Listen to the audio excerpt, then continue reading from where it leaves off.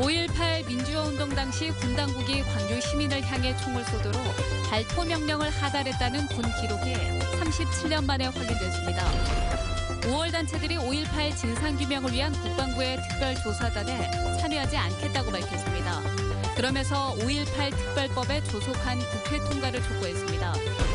내년 지방선거를 앞두고 작년 총선 때 고배를 마신 전직 국회의원 등 유력 정치인들의 행보가 빨라지고 있습니다. 여수 산단 진입도로에서 빗길 교통사고가 끊이지 않고 있지만 관계기관의 대책은 미흡합니다. 여러분 안녕하십니까? 1980년 5.18 당시 군 당국이 광주 시민을 향해 총을 쏘도록 발포 명령을 하달했다는 군 기록이 처음으로 나왔습니다. 지금까지 자위권 발동 차원이었지 발포 명령은 없었다는 37년간의 주장을 뒤엎는 자료입니다. 김인정 기자입니다. 5.18 당시 광주에 주둔하던 보안사령부 505 보안대가 작성한 광주 소요사태 군문서입니다. 오후 11시 15분, 정교사 및 전남대 주둔 병력에게 1인당 20발씩 실탄 장전 및 유사시 발포 명령 하달이라는 지침이 내려졌다고 적혀 있습니다. 문서 작성일 시는 5월 21일 자정 무렵으로 도청 앞 집단 발포가 있기 전날인 80년 5월 20일 상황이 그대로 적힌 겁니다. 군에서 발포한 것은 자위권의 일환이었다라고 주장을 지금까지 끊임없이 하고 있죠. 발포 명령이 있어서 한 것은 아니었다라고 이야기했죠. 근데 공식적으로 발포 명령 하달이라는 기록이 나왔다라는 거죠.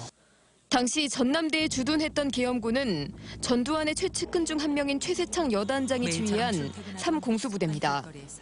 국방부 과거사 진상규명위원회 보고서에는 20일 밤 최세창 여단장이 각 대대에 M16 실탄을 배부하고 장착하도록 지시해 시위대를 향한 발포가 준비되고 있었다고 조사돼 있습니다. 실탄 배분과 발포가 자위권 차원이었다던 전두환 씨 등 신군부 주장과는 달리 실제로는 발포 명령이 있었다는 군 기록이 처음으로 확인된 겁니다. 실시간으로 보고하는 문서라서 가공하지 않고 있는 데를 일단 보고하는 문서입니다. 그래서 가장 신빙성 있는 1차 자료이고요. 이 문서에는 마산 주둔 해병 1사단 1개대대를 광주 인근인 목포 지역으로 이동시키려 한 정황도 있어 최근 전투기 출격 대기와 함께 신군부가 6해공 전 국군병력을 동원해 광주를 진압하려 했던 것으로 확인되고 있습니다. MBC 뉴스 김인정입니다. 5.18 진상규명을 위한 국방부의 특별조사단에 5월 단체들이 참여하지 않겠다고 공식적으로 밝혔습니다. 진상규명에 한계가 있다며 법적 강제력을 지닌 특별법 제정만이 진실에 더 다가갈 수 있다고 강조합니다. 송정근 기자입니다. 5.18 민주화운동과 관련해 진실규명 조사가 이루어진 건 그동안 3차례입니다. 지난 1988년 국회 청문회와 김영삼 정부 시절이던 지난 1995년 검찰 수사, 그리고 지난 2007년 국방부 과거사 진상규명위원회 조사입니다. 하지만 진상규명위원회 조사보고서에 5월 21일 도청 앞 발포 사항을 일목요연하게 정리해놓은 군축 자료는 존재하지 않는다고 결론이 나 있는 등 국방부의 상당한 협조가 이루어졌을 당시에도 결정적인 기록이나 문서는 공개되지 않았습니다.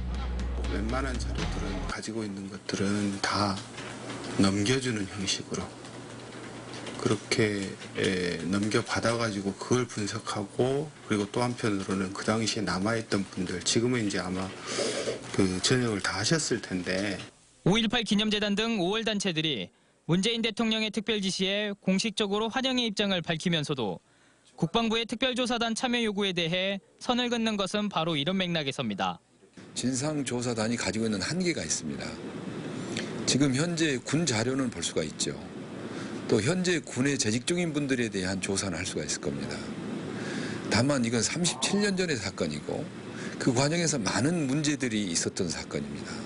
사라지거나 조작된 자료를 밝혀내고 당시 발포 명령에 연관되었을 이미 퇴역한 군인들을 상대로 조사를 하려면 국회에 계류된 5.18 특별법이 하루빨리 통과돼야 한다고 강조했습니다. 또 북한군 개입 의혹도 조사 대상에 포함해야 한다는 자유한국당 주장도 수용한다며 5.18 특별법 제정에 적극 참여하라고 촉구했습니다. 한편 국방부는 기무사를 포함한 정군의 5.18 관련 자료를 전수조사하고 폐기하지 못하게 지시했습니다. MBC 뉴스 송정근입니다. 민주당과 국민의당이 5.18의 진상규명을 위해 특별법이 조속히 통과되도록 노력하겠다는 의지를 밝혔습니다. 민주당 김태년 정책위 의장은 대통령의 특별조사 지시를 계기로 5.18의 진상이 규명되도록 국회에 계류 중인 특별법을 하루속히 통과시키도록 노력하겠다고 밝혔습니다. 국민의당 권은희 정책위 의장도 조사 대상인 국방부에 조사를 맡길 수는 없다며 진상조사위원회를 구성할 수 있도록 특별법 통과에 여야가 협조하라고 촉구했습니다. 내년 지방선거를 앞두고 유력 정치인들의 행보가 빨라지고 있습니다. 특히 전직 국회의원들의 움직임이 예사롭지가 않습니다. 용고수 기자입니다. 광주시장 후보로 거론되는 강기정 전 의원이 싱크탱크 역할을 할 민간연구소를 출범시켰습니다. 대학 교수와 전문가들이 주축이 된 광주성장 더큐브는 광주 발전을 위한 정책 개발을 표방하고 있습니다. 강 전 의원은 문재인 후보 캠프의 싱크탱크인 국민성장을 곁에서 지켜보면서 필요성을 절감했다고 말했습니다. 사실상 출마 준비라는 뜻입니다. 만약 제가 광주에 봉사할 기회가 있다면 정책으로부터 시작하겠다는 생각이 제게 아주 강한 제 스스로의 각오와 인상이 있었습니다. 이용섭 일자리위원회 부위원장도 최근 광주를 방문했습니다. 기업인들을 상대로 한 강연을 위해서였고 시장 선거 출마 여부도 불투명하지만 예사롭지 않은 행보라는 해석을 낳았습니다. 박혜자 전 의원은 예비 여성 정치인들을 대상으로 교육 프로그램을 운영하고 있습니다. 저 자신 아직도 그 할 일이 있다라는 점에 대해서 정말 감사드리고 또 더구나 그 할 일을 여러분들과 함께하게 돼서 참으로 감사하고 고맙습니다. 박 전 의원은 내년 지방선거 때 서구 갑 국회의원 보궐선거가 동시에 치러질 가능성에 대비하고 있는 것으로 알려졌습니다. 지난해 총선 때 낙천과 낙선에 쓰라린 아픔을 겪었던 전직 국회의원들이 10달 남은 선거를 앞두고 출격 준비 태세에 들어갔습니다. MBC 뉴스 윤문수입니다. 동창생을 집단으로 괴롭힌 고교생 4명이 기소됐습니다. 광주지검은 중학교 친구를 상습적으로 공동폭행한 혐의로 16살 A군 등 2명을 구속 기소하고 이들과 함께 폭행에 가담한 2명을 불구속 기소했습니다. 또 폭행 정도가 약한 2명을 소년원에 송치했다고 밝혔습니다. 이들은 지난해 6월부터 1년 동안 모텔 등지에서 중학교 동창인 B군을 물고문하는 등 상습적으로 괴롭힌 혐의를 받고 있습니다. 여수한단 진입도로에서 빗길 교통사고가 끊임없이 되풀이되고 있습니다. 사고가 났다 하면 크나큰 피해로 이어지는 경우가 많고 2차 사고의 위험도 높지만 대책은 미흡하기만 합니다. 문영철 기자입니다. 기름 운반차가 옆으로 기운 채 중앙분리대를 따라 수십 미터를 미끄러집니다. 대형 트레일러가 중심을 잃고 인도로 돌진하는가 하면 10m 높이의 가로등도 화물칸과 부딪힌 뒤 힘없이 쓰러집니다. 여수 산단으로 진입하는 구분 내리막도로. 주민들은 비만 오면 교통사고가 터진다며 불안감을 감추지 못합니다. 위에서부터 물이 흘러내려가 여기서 합류가 되는 거예요. 브레이크 떼렸다 그러면 바로 차가 돌아버려요. 비가 왔다면 하루 4번 5건 막 나버려요. 많게는 20건에 가까운 빗길 교통사고가 매년 반복되는데 사고 차량 상당수가 화물차여서 대형 피해로 이어지는 경우도 적지 않습니다.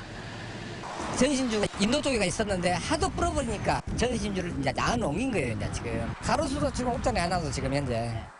2차 사고의 위험까지 높지만 경찰과 지자체는 비용 등을 이유로 과속 방지 시설을 설치하지 못했다는 입장입니다. 하지만 그 흔한 경고 표지판조차 찾아보기 어렵습니다. 뭐가 필요하니까 보완을 해달라, 시설물 보완 요구를 해요.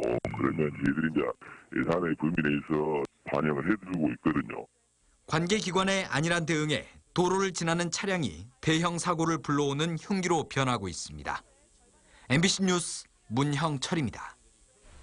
광주천에서 발생한 장애인 사망 사고와 관련해 장애인 단체들이 광주시의 사과와 재발 방지책 마련을 촉구했습니다. 광주장애인 정책연대는 광주천 산책로에서 60대 장애인이 불어난 물에 휩쓸린 사고는 예견된 인재였다며 장애인과 노인 등 교통약자들의 안전한 이동권을 보장하라고 요구했습니다. 광주시는 광주천에서 빗물이 산책로로 넘치지 않도록 방류시설을 지하에 매설하는 등 안전시설물을 보강하고 전동 휠체어 등 장애인 보장구의 안전성 강화 방안을 식약처에 요구하겠다고 밝혔습니다. 2017 광주 디자인 비엔날레 개막을 보름 앞두고 한국을 대표하는 디자인 특별전이 광주 신세계 갤러리에서 시작됐습니다. 이번 특별전은 한글의 우수성을 알린 안상수채와 한류 문화를 이끈 K-팝 등 우리나라를 대표하는 22개 분야의 디자인을 다채로운 형태로 선보이고 있습니다. 미래들이라는 주제로 열리는 올해 광주 디자인 비엔날레는 다음 달 8일부터 10월 23일까지 광주 비엔날레 전시관과 국립아시아 문화전당 등에서 열립니다.